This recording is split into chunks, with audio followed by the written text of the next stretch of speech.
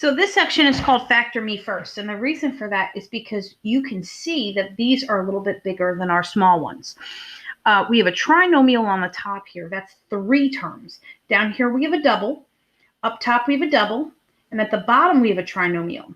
The only way that you can reduce these factors is if you factor everything first.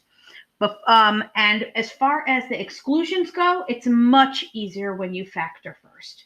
So that's why this is called Factor Me First. Let's take a look at the top. We are looking for factors of 10 that add up to 7. So if you remember the magic X, we can do it on the side over here. Your A times C is going to give you positive 10, and your B value is negative 7. So factors of 10 that make 7 are 5 and 2. And the only way that they can add up to a negative is if they're both negative. So you should end up with x minus 5 and x minus 2. So that's how you factor it. Now, if you have trouble factoring, go back to the factoring lesson and go through that Nearpod again with the magic X, because it really is helpful. The bottom of this first fraction is x minus 2. There's no GCF, and there's no other way to simplify it. So we're just going to rewrite that. Same thing with the x plus 10. There's no GCF. There's no way to simplify it, so we just leave that be. And then on the bottom, we've got another trinomial. And this trinomial is factors of 20. So I'm going to make a magic X over here with A times C and B. A times C is negative 20.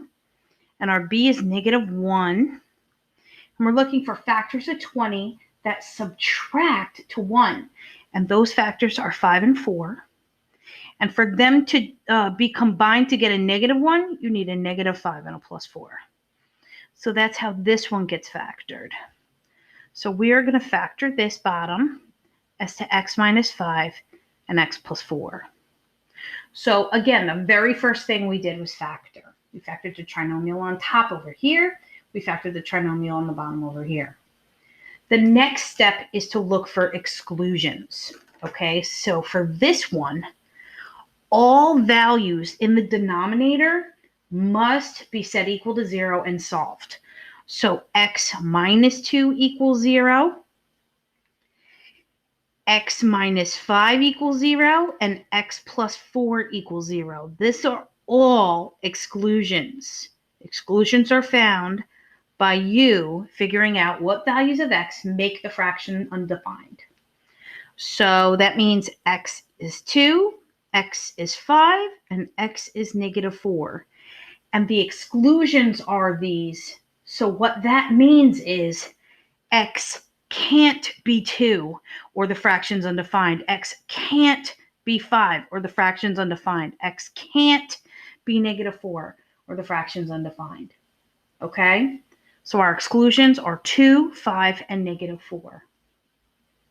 Now that we have our exclusions written down, we can go ahead and start simplifying.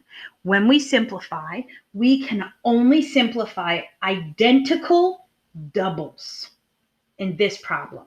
Identical doubles, which means that, let me go pink, that x minus 5 on top and x minus 5 on the bottom are reducible because they're identical. I've got x minus 2 on top and x minus 2 on the bottom can be reduced because they're identical. What I have left is an x plus 10 and an x plus 4. They are not identical. You cannot reduce them anymore. And our final answer is 1 times 1 times x plus 10, which is x plus 10. And 1 times 1 times x plus 4, which is x plus 4. So this is my solution. And these are my exclusions.